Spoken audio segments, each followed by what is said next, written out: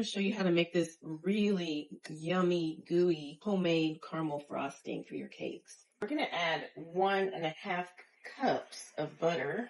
And to this butter, we're going to add 1.5 cups of packed brown sugar. I'm going to let this come to a boil. And as soon as it comes to a boil, I'm going to set the timer for 3 minutes. You want to make sure to boil this long enough where you get rid of that grainy texture, but not long enough to make it too thick and pasty. You really don't need to worry about stirring it because that butter is not going to allow it to stick to the pan. Now that it's coming to a nice boil like this, I'm going to go ahead and set my timer for 3 minutes.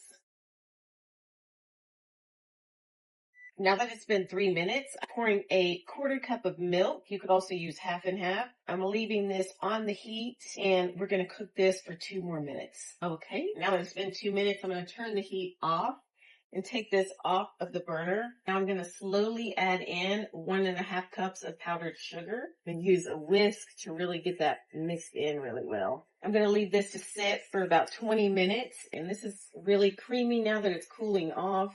This is what you want. That's going to spread really nicely over your cake. Here it is iced on the cake. I do have a few little pieces of powdered sugar in there, so I probably could have sifted that, but the taste is going to be perfect.